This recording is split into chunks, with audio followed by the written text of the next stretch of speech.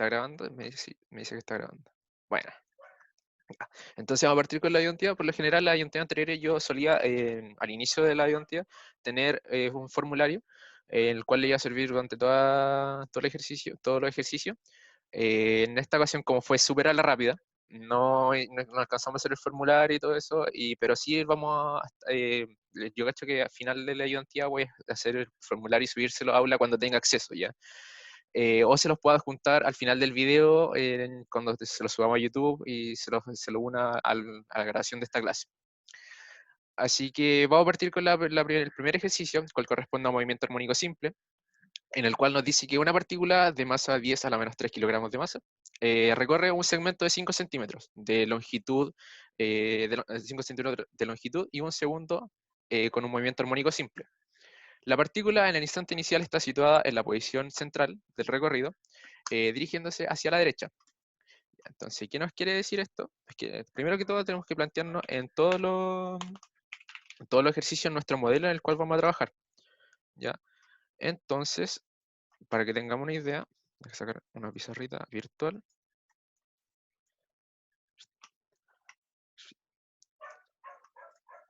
Ya sea perfecta, ya.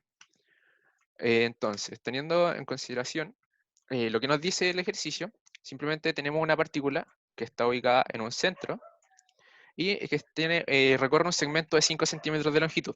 ¿Ya? Si nos dice que la partícula está ubicada en el segmento inicial, o sea, en la posición central, nos quiere decir que está ubicada al centro del segmento total. Y el segmento nos dice el ejercicio que mide un total de 5 centímetros, ¿cierto? Y nos dice que recorre 5 centímetros en un segundo. Entonces, esta partícula, ¿qué va a hacer? O se va a ir para la izquierda o se va a ir para la derecha, ¿cierto? Entonces, esta partícula va a oscilar hacia la derecha y después va a volver porque está en movimiento armónico simple, ¿cierto? No está ni amortiguado, ni con resorte, ni nada. Entonces va a seguir esta trayectoria. Va a tener una amplitud correspondiente a la mitad del segmento que recorre en total. Entonces, tenemos que anotar nuestros datos, los cuales corresponden a hacer la masa, que la expresamos en kilogramos para hacer la conveniencia de unidades, para poder trabajar con las unidades correspondientes. Tenemos nuestro delta X, que va a ser la distancia total del segmento, es decir, la amplitud por 2 de nuestra función de movimiento armónico simple. Y tenemos el tiempo en el cual recorre cierto segmento. Este segmento que recorrió fue de 5 centímetros, por lo tanto, nosotros vemos que la partícula recorre hacia este recorrido y llega acá. Y esto lo hace en un segundo. Pero nosotros también tenemos que saber lo que es el periodo, y el periodo es lo que recorre en un ciclo. Y el ciclo no se completa ahí, sino que se completa cuando llega de nuevo al punto inicial, pero hace el recorrido completo. Por lo tanto, ¿cuánto sería nuestro periodo? Teniendo en consideración estos datos. ¿2? 2 Exactamente. segundos. Tendríamos un periodo de 2 segundos correspondiente al movimiento armónico que está afectando la partícula. También recordamos que para nuestra función de movimiento, la función que nosotros utilizamos para describir la posición respecto al tiempo, se expresa como un i, o una función llave, como le quieran escribir, igual a la amplitud por el seno o coseno de wt más su respectivo ángulo de fase. En el curso, no sé si la profe me mencionó que creo que no habían trabajado solamente con seno. En el caso de que ustedes trabajaran con coseno, ¿cuál es la diferencia entre el seno y el coseno? Más que nada es el ángulo de fase. Si ustedes quieren trabajar con el coseno aquí respectivamente, simplemente desfasan el ángulo, le ponen el menos pi medio, que vendría siendo el ángulo de fase, y si quieren trabajar con seno, simplemente como se parte la posición inicial, el ángulo de fase aquí es 0, ¿ya? Si partiera en otro ubicado, por ejemplo, si partiera en uno de los extremos, pues convendría trabajarla con coseno, porque así nuestro ángulo de fase vendría siendo 0, y no tendríamos que desfasarlo. ¿Se entendió esa parte? Porque recordamos que la función seno es así y la función coseno parte así, ¿cierto? ¿Están? Sí, sí, sí. Ya. Entonces, eh, como nosotros estamos diciendo que en nuestro tiempo cero, nuestro t igual a 0, y en el x parte de la posición inicial, nos conviene trabajar con lo que es la función seno. Si partiera en uno de los extremos, nos convendría trabajar con la función coseno, ya que no tendríamos que desfasar nuestra función para poder centrarla. Teniendo esto en consideración, vamos a trabajar con la función seno, la que está expresada aquí arriba. Aquí nosotros calculamos nuestra amplitud y nos quedaría solamente calcular nuestro W, ¿cierto? Que nuestro W, nuestra rapidez angular. ¿Cómo calculamos eso? Recordando que en las fórmulas de 110 tenemos que W es igual a 2pi por la frecuencia. Y tenemos que la frecuencia es 1 sobre t, que es el periodo. Por lo tanto, W correspondería a ser 2pi sobre t, y nosotros habíamos hallado t previamente, que era 2 segundos. Por lo tanto, W corresponde a pi radian segundo. Lo que le explicaba anteriormente, como parte en la posición inicial, o la posición de equilibrio, posición 0, entonces el ángulo de fase corresponde a 0 cuando trabajamos con seno. Entonces, finalmente, nuestra función posición respecto al tiempo nos quedaría de esta forma. Nos quedaría 0,025 correspondiente a la amplitud seno de pi t, ¿ya? Entonces, nos pide la energía cinética. Entonces, ¿qué debemos calcular para nosotros hallar la energía cinética? La energía cinética la calculamos con la velocidad. Entonces, para nosotros hallar la velocidad, tenemos que derivar nuestra función posición respecto al tiempo. ¿Y la derivamos en qué? La derivamos en función del tiempo. Entonces, nosotros derivamos nuestra función posición del tiempo para convertirla en función velocidad respecto al tiempo. Al derivarla, nos va a quedar la siguiente expresión, 0,25 pi coseno de pi t. ¿Ya? Y esta vendría siendo nuestra función velocidad respecto al tiempo. Si nosotros la derivamos de nuevo, obtenemos la función aceleración respecto al tiempo. Entonces, calculando nuestra energía cinética, tenemos que la energía cinética corresponde a un medio de masa por la velocidad al cuadrado. Y entonces tendríamos que un medio por la masa, que la tenemos expresada en kilogramos, por la función respecto al tiempo, de velocidad respecto al tiempo, la cual es 0,025 pi coseno de pi t al cuadrado, ¿cierto? Entonces desarrollamos nuestra energía cinética y nos va a quedar dependiendo de t. Hay que decir que va a tener cierta energía cinética en distintos instantes, ya que esta partícula se va a encontrar oscilando. Pero nos piden la energía cinética en el instante 2,75. Entonces simplemente reemplazamos el 2,75 para t y obtenemos nuestra energía cinética. ¿Cierto? ¿Se comprendió ahí? De momento, el primer ejercicio, la A. Sí, todo bien. Si ustedes tienen dudas, me van parando al tiro nomás. En la B, nos dice, ¿cuál es el primer instante en el que coinciden los valores de energía cinética y energía potencial? Entonces, ¿qué nos está pidiendo acá? Simplemente igualar la energía potencial y energía cinética en un instante t, que desconocemos. Ese instante t es el que queremos ubicar. Entonces, recordando que la energía potencial equivale a un medio de K por la función posición respecto al tiempo, y la energía cinética la habíamos estudiado anteriormente, que era un medio de m v cuadrado, ¿cierto? Entonces, expresando nuestra energía potencial en términos de con los senos, W y T, tenemos que la energía potencial corresponde a un medio de K por amplitud cuadrado por seno cuadrado WT. Y la energía cinética corresponde a un medio, la masa, por la amplitud al cuadrado, por W al cuadrado, por coseno cuadrado WT. Entonces nosotros tenemos que igualar estas dos expresiones. Y nosotros tenemos una cuestión fea acá que decimos, ya, y con nosotros aquí, como mi chica, vamos a encontrarte. Entonces, recordando las formulitas que pasan en clase, tenemos que esta relación, W igual a raíz de K sobre M. Y podemos hacer el despeje de K para que trabajemos solamente con M y W. Entonces, dejamos de lado acá, hacemos el reemplazo respectivo en K, para que nos quede la siguiente, un medio de mw cuadrado por a cuadrado por seno cuadrado de wt. Entonces, aquí podríamos cancelar perfectamente el m, el w cuadrado, el a cuadrado, y nos vamos a cancelarlo un medio. Entonces nos va a quedar simplemente esta relación, súper simple. Nos va a quedar seno cuadrado de wt por coseno cuadrado de wt. Y nosotros sacamos su respectiva raíz para simplificar los datos y nos va a quedar seno WT igual a coseno WT. ¿Y en qué momento seno WT y coseno WT son iguales? Cuando los argumentos del seno y coseno son pi cuartos. Entonces tenemos que el argumento de nuestras funciones seno y coseno es pi cuarto, entonces tenemos que igualar, hacer que nuestro argumento adentro sea pi cuarto. Entonces tenemos que igualar el WT a pi cuartos. W nosotros lo habíamos calculado antes. ¿Y cuánto era? Lo habíamos calculado acá arriba. Aquí está. W es igual a 2pi sobre el periodo, entonces sería pi radian segundo. Entonces, si volvemos acá abajo, tenemos que T es igual a pi sobre 4W. Y como W era pi, se nos cancela el pi y sería T igual a 1/4.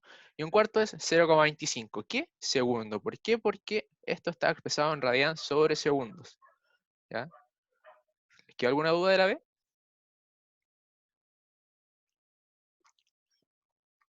¿No? Ya, perfecto. Entonces seguimos avanzando. Entonces, y en la C nos dicen que representemos gráficamente lo que es la velocidad de la partícula en función del tiempo para una oscilación completa. Entonces aquí tenemos que trabajar con la ecuación velocidad respecto al tiempo. Entonces, tenemos que recordar de los desarrollos de arriba que nuestra función velocidad respecto al tiempo corresponde a para este valor de acá. Y nosotros tenemos que, para graficar, siempre hallar nuestros topes, nuestro valor máximo y nuestro valor mínimo. Nuestro valor máximo de velocidad va a ser siempre que nuestro coseno, en este caso, o seno, sea el mayor valor posible. ¿Cuál es el mayor valor posible que puede tomar coseno? El valor máximo es 1. Por lo tanto, el valor máximo de velocidad que puede tomar nuestra función va a ser 0,025 pi metros sobre segundo. Y el valor mínimo corresponde a que coseno se haga menos 1. Por lo tanto, va a ser menos 0,025 pi metros segundo. Entonces, para graficar, nosotros ya tenemos los dos parámetros importantes, que es la amplitud máxima de nuestra función. Entonces, aquí tendríamos la velocidad máxima en positivo y la velocidad mínima claramente va a ser negativa. Y nosotros queremos saber cuánto va a ser la amplitud, cuánto va a ser la longitud de onda, cuánto va a ser el periodo.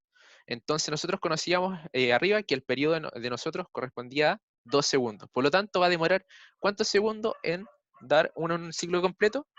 2 segundos. Por lo tanto, si partimos aquí arriba, ¿ya? Vamos a tener que en el instante t0, la velocidad máxima, entonces tenemos que 0,025 va bajando, va bajando, bajando y vuelve a subir al qué segundo, al segundo 2, que es correspondiente a su periodo. Y así realmente hasta aquí es el gráfico de un ciclo. El otro lo hicimos porque se veía bonito. Entonces, ese sería el ejercicio 1, que es bastante simple, en lo que recordábamos lo que era física 110, lo final que se ve en ese ramo. Y no han tenido complicaciones de hasta ahí. ¿Ninguna duda respecto a los ejercicios de onda? Gracias. Yo tengo una duda. Dime, cuéntame. Ya, la función de velocidad en función del tiempo es así. Empieza como desde el origen porque es coseno, ¿verdad? Parte del origen, porque al instante cero, esto es cuando coseno es. ¿Cuánto es coseno de cero? 1. Ya, por lo tanto, como es parte en t0, el argumento de nuestro coseno se va a hacer 0, por lo tanto coseno va a ser 1. Y por eso parte desde arriba. Puede que tenga otro instante, puede que tenga un desfase distinto el coseno, dependiendo de nuestra función, y no va a partir necesariamente desde arriba. Siempre tenemos que evaluar nuestro t en la función, ¿ya? Para ver dónde parte. Lo importante de esto, de cuando hacemos 1 y menos 1, es para hallar los máximos de nuestras funciones, que son los límites de acá. Eso. Ya. Fabián, Cuéntame. una pregunta, cuando tú hiciste el dibujo de cómo se mueve la partícula, en ¿Dónde? la A, ¿Acá? sí, y en la A, tú trabajaste con la variable I, cuando sacaste la velocidad de I de t, pero eso es porque tú como que asumiste que se mueve como hacia abajo, porque lo que yo No, había entendido o en sea, el... esto se mueve así. Es que lo hice así para que se viera mejor. ¿Dónde está el lapicito? ¿Se me perdió el lápiz? Ahí está. Esto se mueve simplemente una partícula que oscila así, todo el rato. ¿Cachai? Va a estar siempre en su mismo eje. Lo que sí va a recorrer ese segmento siempre. Va a recorrer un segmento de 5 centímetros y va a partir en la posición central de esos 5 centímetros. ¿Ya? ¿Se entiende, no? ¿O no se entiende? Sí, pero usaste de I, esa era mi duda, porque si se mueve así yo hubiera usado de X, por eso. ¿Cómo? Que la variable que usaste I para mí es como movimiento Ah, vertical. Esa era mi no, duda. no, ese I que yo coloco, ustedes escríbanlo como, por ejemplo, el semestre anterior la profesora Mónica lo enseñaba como la función llave, que era como una función así, o una, no sé, una función tridente que también le hacen. Entonces, ese es un símbolo que expresa función posición respecto al tiempo. Es como decir E de X de T, ¿ya? De, Ya, tenía duda con la anotación porque la profe Paola pasó X de T, solo eso. ya, eso. Ya, entonces sería X de T. Ese I que está ahí sería su X de T. Ahora sí, todo claro, gracias. Ya, de nada. Ya, entonces, en la 2. No, me habían dicho que te habían trabajado con péndulo físico, así que vamos a leer esto. Dice, el péndulo físico, construido con una varilla delgada de masa M y de largo L, unida a un disco de radio R y masa M, que se muestran en la figura, es este de acá. Es colocado en oscilación de pequeña amplitud, es colocado en una oscilación de pequeña amplitud, es decir, que nuestro péndulo ya está en movimiento, o sea, tiene un pequeño ángulo acá, un pequeño ángulo teta, y aquí está, y entonces tiene una fuerza hacia acá que lo va a impulsar después hacia acá, y así sucesivamente. Y aquí está sujetado, y aquí está el eje de donde está sujeto, ¿ya? Entonces, determine la relación entre el largo de la barra y el radio del disco de modo que la frecuencia de oscilación de este péndulo sea igual a la de un pequeño péndulo simple de longitud 35L sobre 36. ¿Qué característica tiene un péndulo simple? ¿Alguno me puede decir?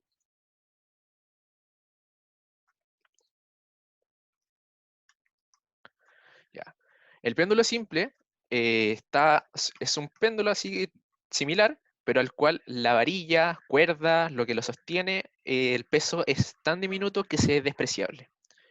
Eso es lo que hace el péndulo simple. El péndulo físico, por lo general, tiene varillas de masa tanto que influyen dentro del sistema, por lo tanto se tiene que considerar un momento de inercia del sistema, no netamente del disco o de la bola que sostiene la varilla o el cordel. Ya, entonces, nos están pidiendo determinar la relación entre el largo de la barra y el radio del disco, pero con una condición. La condición es que la frecuencia de oscilaciones del péndulo físico sea igual a la frecuencia de oscilación de un péndulo simple. Por lo tanto, nosotros vamos a hallar esto, vamos a buscar esto, la igualdad de esto, ¿para qué? Para hallar la relación entre L y R. ¿Ya? Entonces, ¿qué es lo primero que hacemos con los péndulos? Hacemos nuestro respectivo diagrama de cuerpo libre.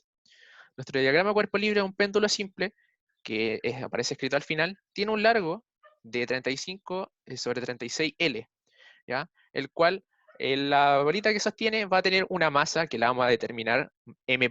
¿Por qué? Porque desconocemos esa masa, simplemente nosotros queremos saber que tiene masa, ¿ya? Está en una oscilación, el cual tiene un ángulo teta, y vamos a estructurar todas las fuerzas que influyen, vamos a escribir nosotros también nuestro eje X, que es sentido positivo hacia allá, y el Y sentido positivo hacia arriba, ¿ya? Entonces, ¿qué tenemos que encontrar ahora? La ecuación diferencial de movimiento. ¿Para qué? Para que se nos facilite la vida y podamos hallar lo que se nos pide, que es la frecuencia.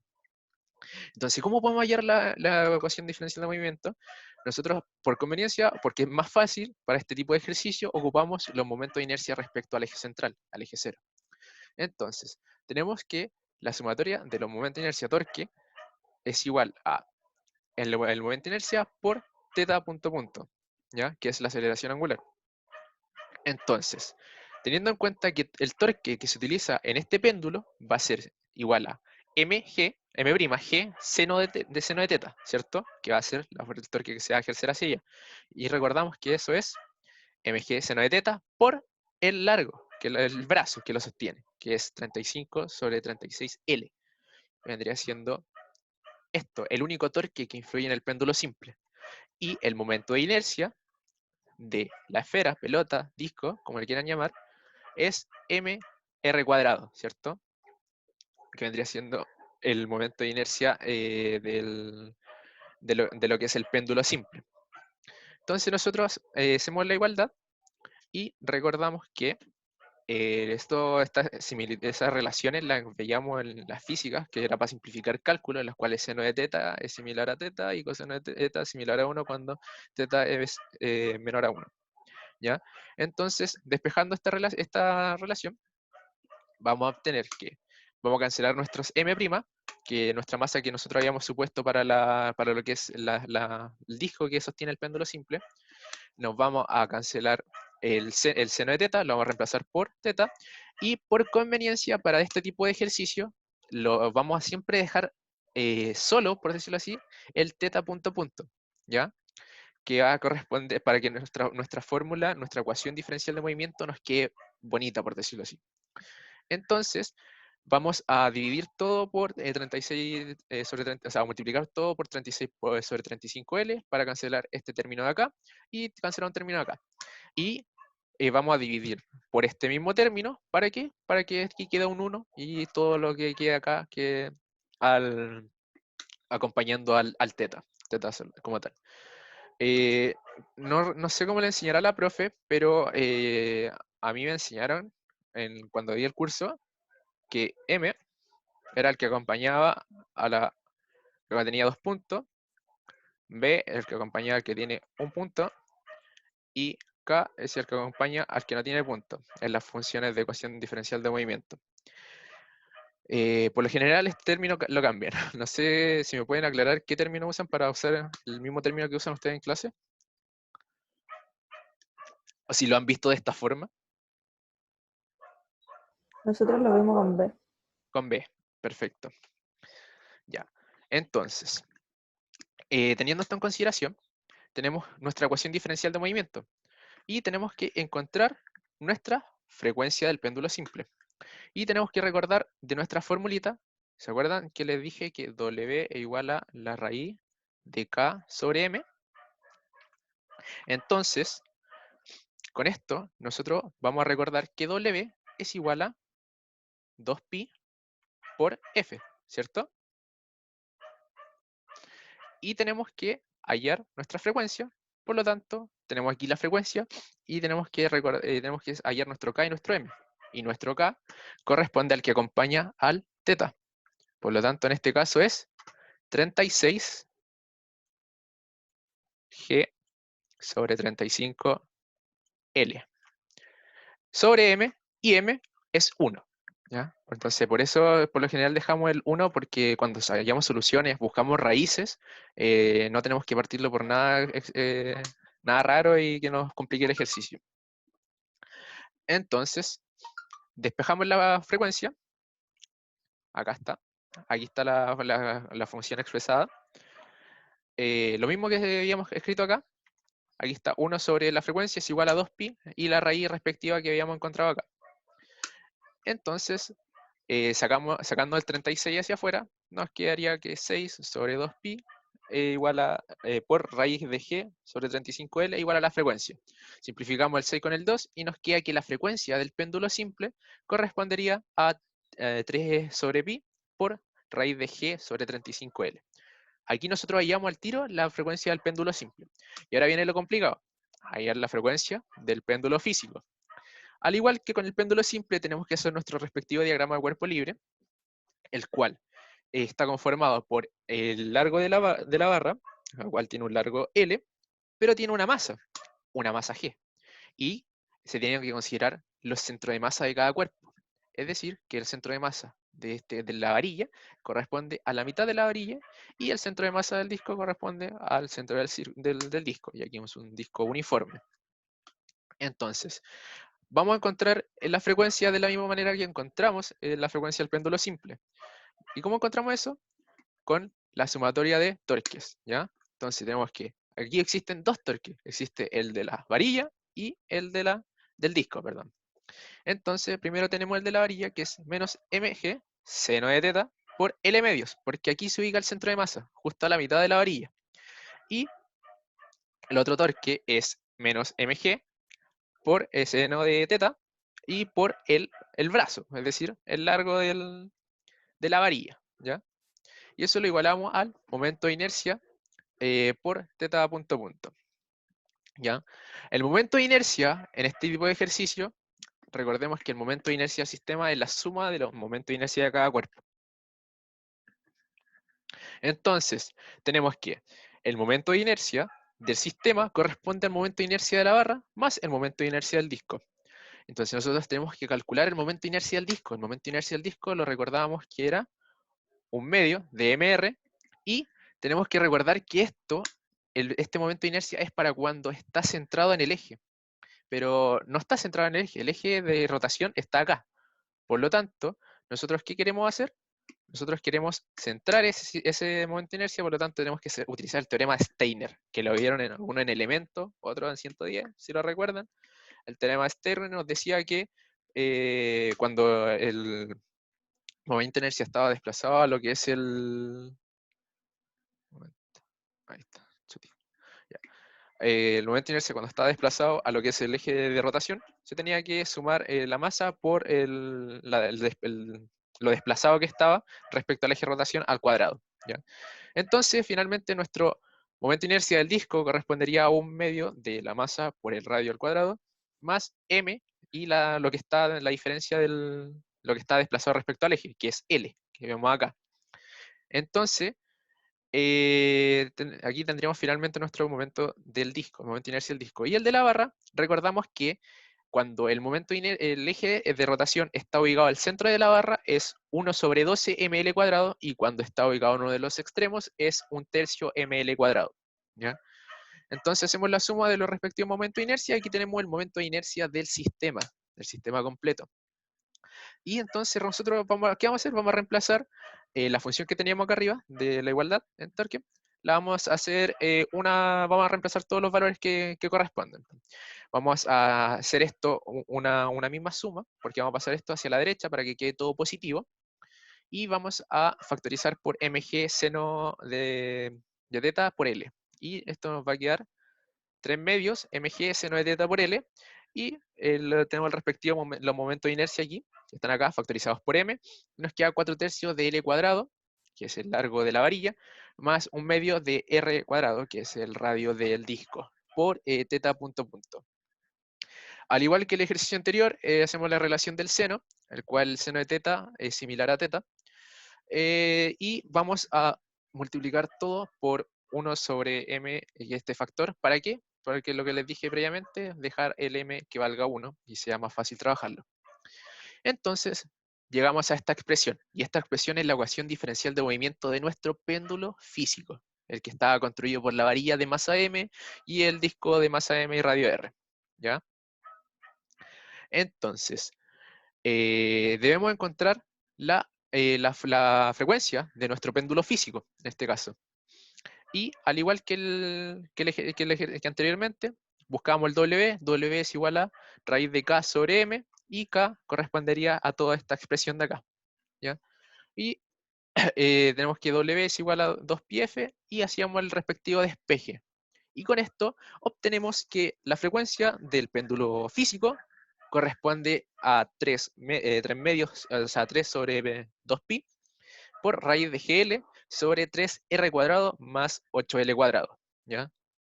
Entonces ahora, teniendo las dos frecuencias, que era lo que buscábamos en un principio, que era hallar la igualdad entre las frecuencias, entre el péndulo simple y el péndulo físico, que era la restricción que se nos daba, vamos a hallar la relación entre lo que se nos pide, que es el largo de la varilla y el radio del disco.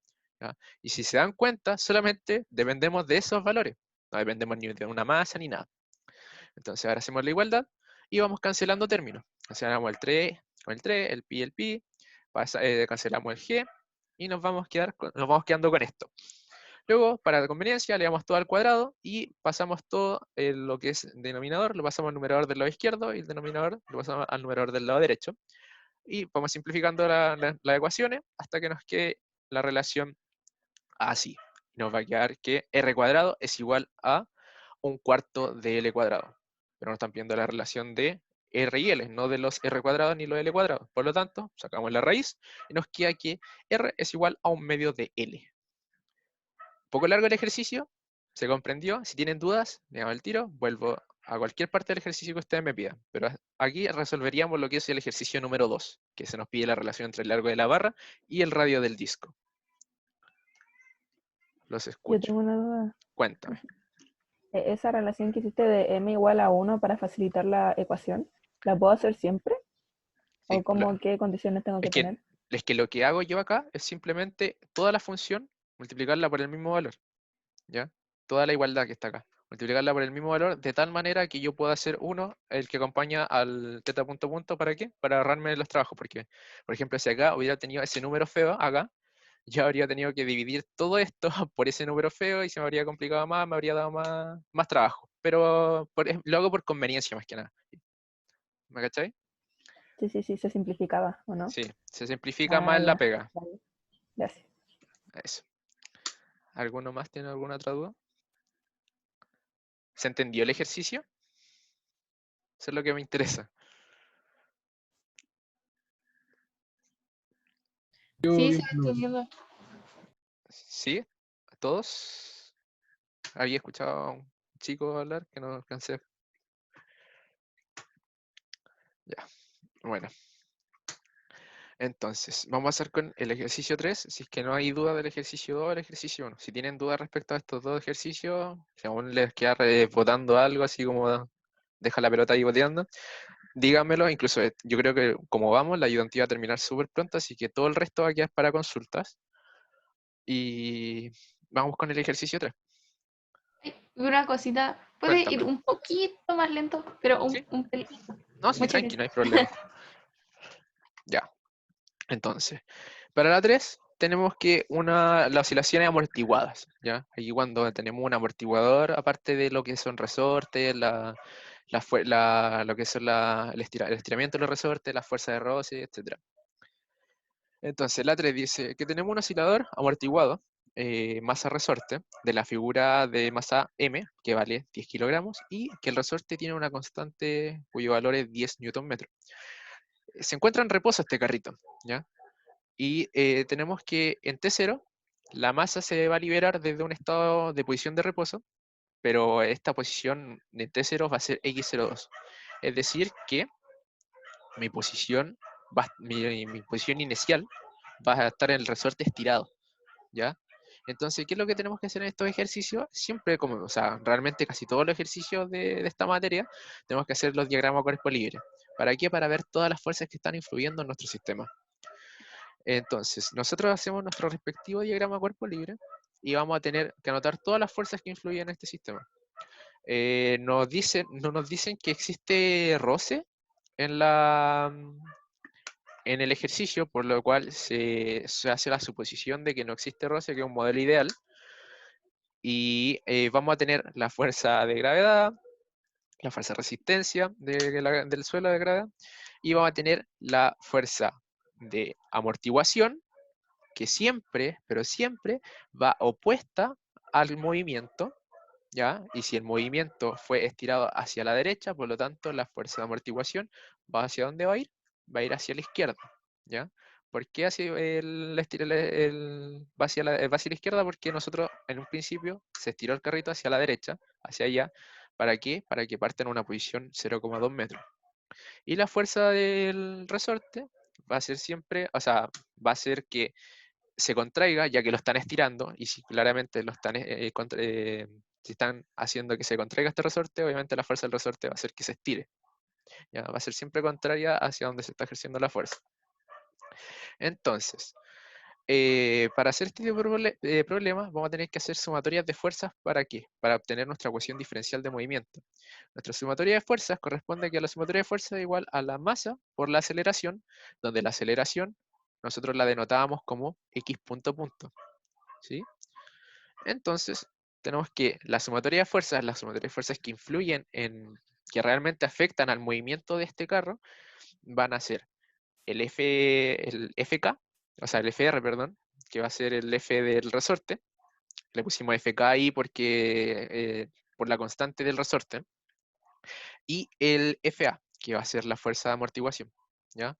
Entonces, como estas van en sentido contrario al movimiento, o sea, a nuestro sistema de referencia se le pone el signo menos, sería menos FK y menos FA igual a la masa por la aceleración, donde tenemos que FK, que es la fuerza del resorte, es igual a K por el estiramiento de este resorte, es decir, cuánto se estira. ¿Cuánto se estira? Se estira un delta X, que este delta X va a ser correspondiente a 0,2. ¿Sí? Y la fuerza de amortiguación corresponde a la constante de amortiguación B, ¿ya? Que se multiplica por X punto, que X punto, la velocidad del cuerpo, ¿ya?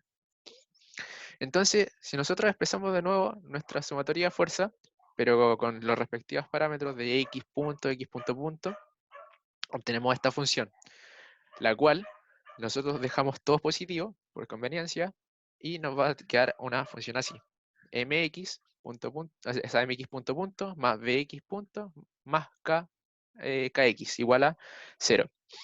Entonces aquí tenemos nuestra función de ecuación diferencial de movimiento.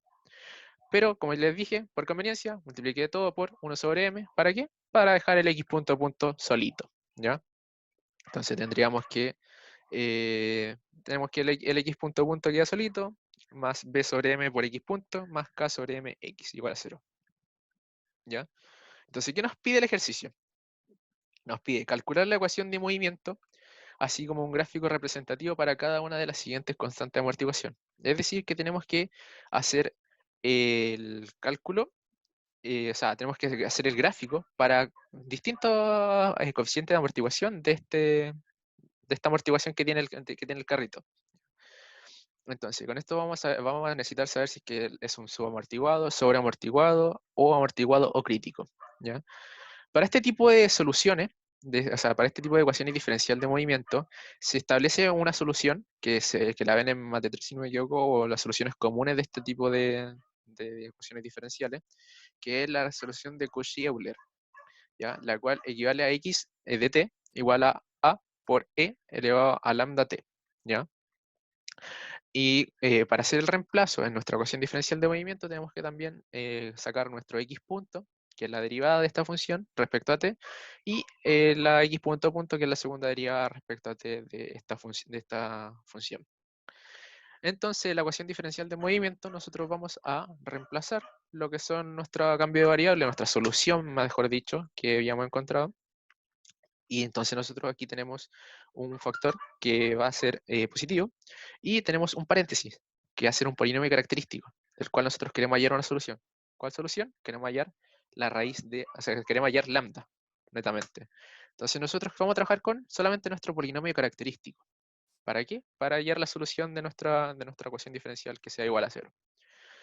Entonces, sacamos nuestro polinomio característico del ejercicio, y tenemos que lambda cuadrado más b sobre m lambda más km. Le suena a un polinomio súper normal, el cual la solución de este polinomio se saca con la raíz de menos b más menos raíz de b cuadrado menos 4ac sobre 2a. ¿Ya? Entonces aplicamos eso mismo a nuestro polinomio característico, donde a corresponde a 1, b corresponde a b sobre m y c corresponde a k sobre m. ¿Ya?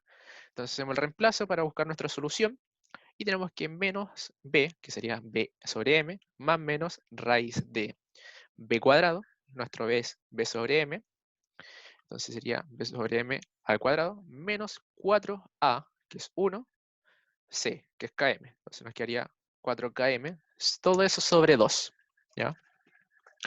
Entonces ahora, para simplificar trabajos, pasamos en la fracción hacia arriba, y nos va a quedar mejor escrita nuestras soluciones, por decirlo así.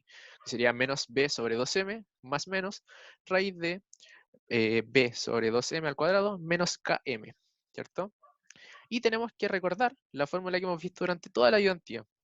¿Se acuerdan que habíamos dicho que w es igual a raíz de k sobre m? Entonces, si nosotros sacamos la raíz, vamos a tener que w cuadrado es igual a km, ¿ya?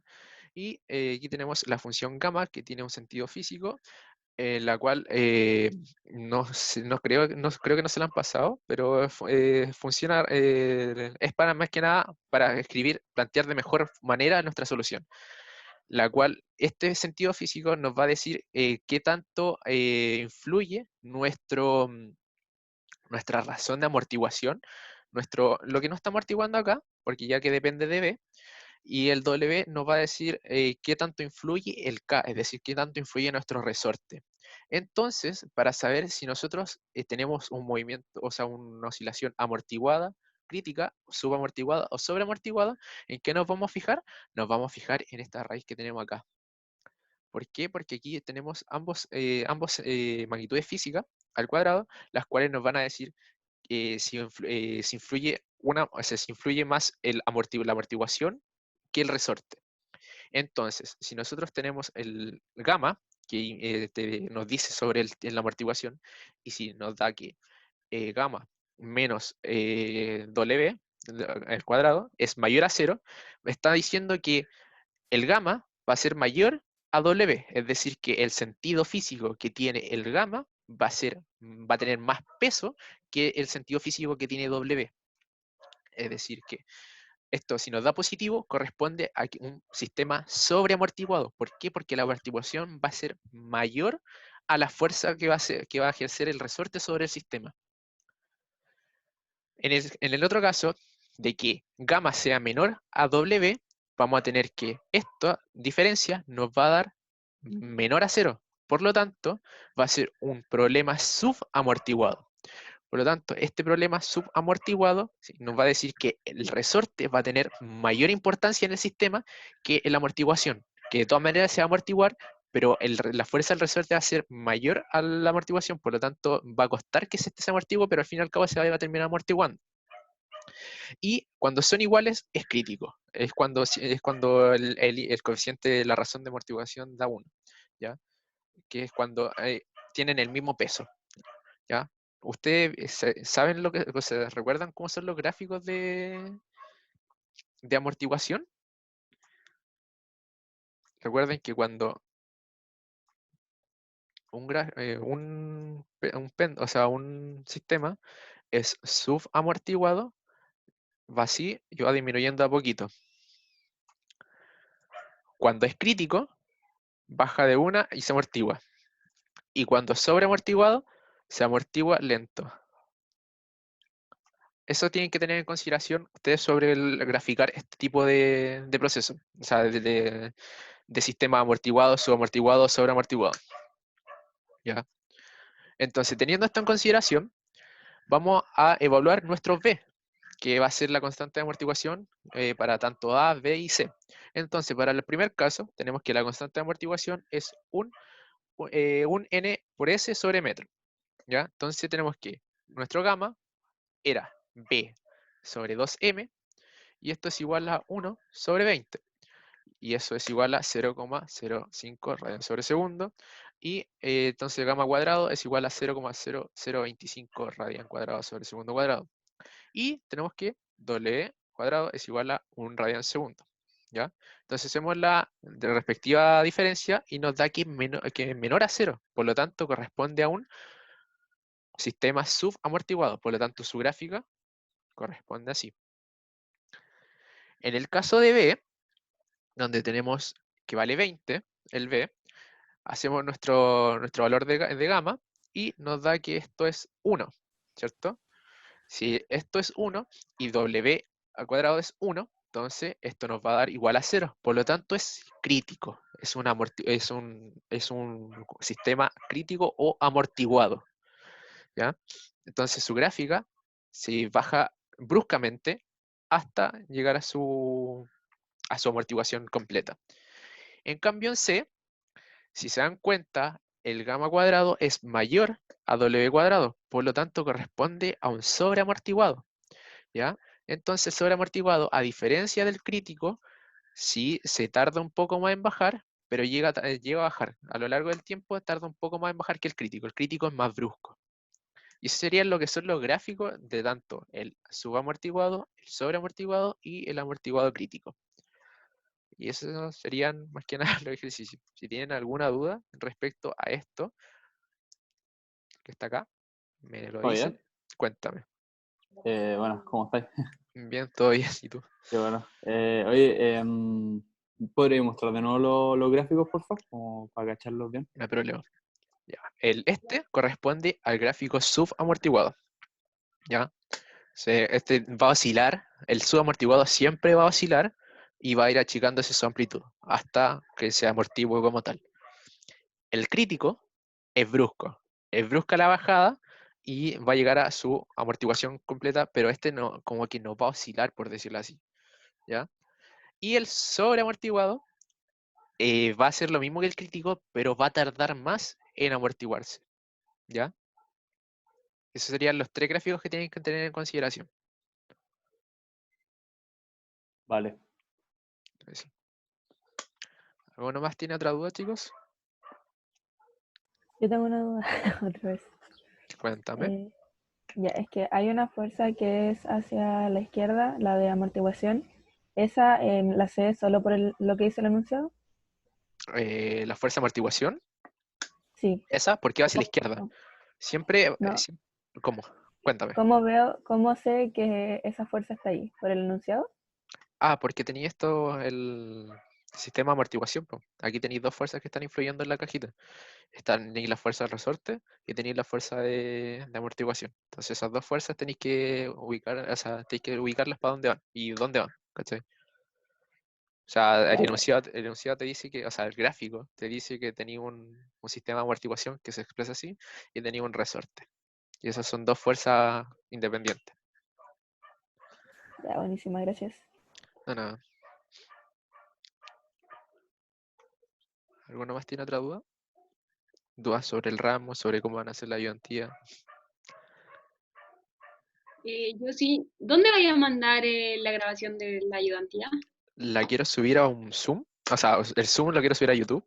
Y finalizando, yo creo que voy a adjuntar el link a Aula. Voy a dejarle, o sea, cuando me den el acceso, voy a hacer un apartado que diga ayudantías para tener todo ordenadito ahí y ustedes puedan acceder con mayor facilidad.